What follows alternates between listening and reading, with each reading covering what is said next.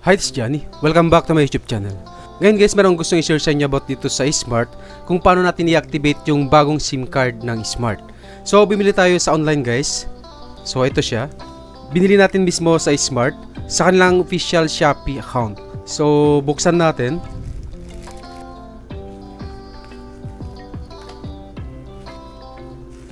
Ayun siya guys, nabili natin mismo sa Smart. So, may package po kasi sila na 140 pesos. May kasama siyang 100 card load.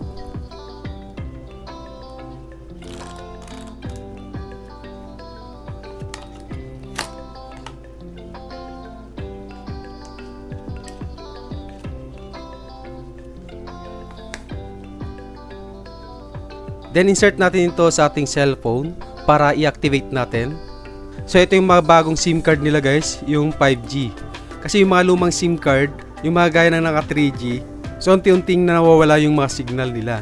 Kaya yung lumang SIM card ko guys na 3G, nawala yung signal niya last October. So ginawa ko, pumunta ako mismo sa mismong Smart, sa branch nila sa SM. So yun nga po yung sabi ng agent, unti-unti na lang pinapalitan yung mga SIM card na naka 3G. So once na nawalan tayo ng signal, so punta lang po tayo sa kanila, sa kanilang branch sa Smart para ipa-update yung ating SIM card. So maganda dun guys, kung naka-registered tayo sa SIM registration, so hindi mapapalitan yung ating number. So yung number natin dati is magagamit natin ulit, papalitan lang nila ng physical SIM card. Pero yung number, yun pa din. So insert natin sa ating cellphone para ma-activate natin. Ayun siya guys, naka-insert na yung ating SIM card sa ating cellphone. Then once na naka-insert na yung ating SIM card sa ating cellphone, punta po tayo sa website ng Smart. So dyan sa browser mo, cellphone man or computer yung gamit mo guys, i-type mo smart.com.ph/simreg. So itong official website ng Smart. So scroll down lang natin guys. Then sa bandang baba, ito start your registration here. Enter your mobile number. So enter natin yung mobile number natin dito guys. So para makita natin yung SIM number, so makikita natin dito sa lagayan ng ating SIM card. So enter lang natin tong number na nakita natin dito sa SIM card na binili natin. And so wag na natin siyang lagyan ng 0 sa unahan. Then check natin tong I have read and understood the terms and conditions. Check natin yan, then click natin yung send OTP. Ayun siya guys, so makatanggap tayo ng OTP. So check natin sa ating text message. Ayun, ito na siya, PLDT Smart. Your one-time password or OTP for SIM registration is... So ito yung enter natin guys. So sabi dito, if you did not request for an OTP, please disregard this message and do not share the received OTP with anyone. Then yung OTP na natanggap natin dito sa text message sa ating SIM card. So enter natin dito guys, please enter the OTP sent to your mobile number. Then click natin yung verify OTP. And success, your mobile number was successfully verified. Okay. So fill upan natin to guys yung customer information. So dito sa type of registration, so piliin natin dito, I'm registering a newly bought SIM. So click lang natin yan guys. Then customer information, so fill upan natin to guys yung nationality, ID card, upload valid ID, then upload selfie, then enter ID card number. Then dito sa kabila naman, kailangan natin i-enter yung first name, middle name. Kung walang middle name, i-click natin tong I have no legal middle name. Then last name, then birth date. Yan, so nandito naman yung format guys, yung month, date, saka yung year. Then sex. Sa valid ID, so ito yung mga tinatanggap nila guys. Philippine Identification, Driver's License, Unified Multipurpose Identification Card, TIN, Passport, Postal ID, Voter's ID, Social Security Service ID, Professional Regulation Commission ID, PhilHealth ID, BIR ID, Firearm License to Own and Possess ID, Government Service Insurance System e-Card, Integrated Bar of the Philippines ID, National Bureau of Investigation Clearance or NBI Clearance, other valid ID or documents with photo. So kung wala tayong ID na gaya ng nabanggit sa taas, pwede daw other valid ID or documents with photo.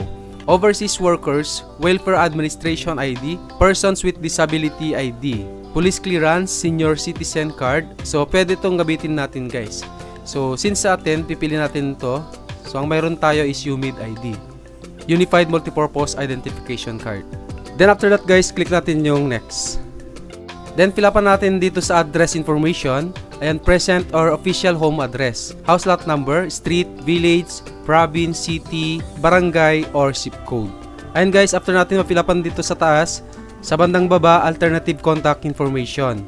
please input at least one contact information. Pero ito guys, optional lang naman siya kasi nakalagay dito optional. Then click natin yung next. And summary.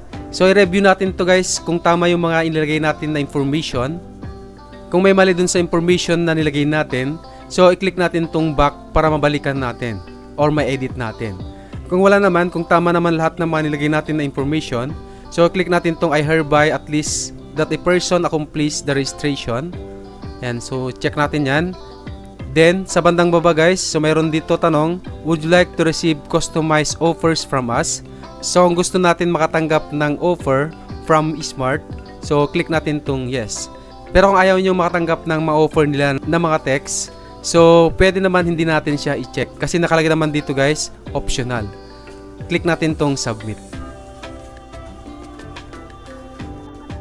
Ayun siya guys, congratulations! You have successfully registered your SIM. You may receive an SMS or call if there are information that needs your confirmation. Please keep this control number as this will serve as your certificate of registration. So ito guys, i-save natin o screenshot natin sa ating cellphone para mayroon tayong reference or copy dun sa ating SIM registration. Ayan, so mayroon tayong natanggap din na text message. Ito, congratulations, you have successfully registered your SIM. Then sa bandang baba, you have successfully registered your mobile number. So ibig sabihin, successful po yung pag-register natin dito sa ating bagong SIM card na Smart. So yun siya guys, ganun lang yung gagawin natin kung may bagong SIM card tayo na nabili or nagpalit tayo ng SIM card. Kailangan natin i-register muna sa kanilang website. Smartman or Globe yung gamit ninyo. So sa Globe guys, iba naman yung website na pupuntahan nyo guys kasi ito pang Smart lang. Sa Globe naman guys, dito kayo mag-register sa new.globe.com.ph/simreg. Same lang din naman yung process. So nandito yung registration SIM now. Enter lang natin dito yung SIM card number natin dito, then click natin yung register. Ito yung steps on how to register. So verification, so same lang din, makatanggap tayo ng OTP. Step 2, fill out a form. So may pipilapan tayo na form doon. Then pagkatapos nyo guys, step 3, you're done. So ganoon lang yung kadali mag-register ng ating SIM card. I hope na nakatulong yung ating video tutorial guys at sana nasundan ninyo. Kung may mga additional kayong katanungan, so pwede nyo comment sa ating comment section below para masagot natin at mag-guide ko kayo. Kung bago lang kayo sa channel ko, please click the subscribe button and hit notification bell para ma-update ka sa mga bagong videos na i-upload natin. Maraming salamat po and God bless. See you in the next video.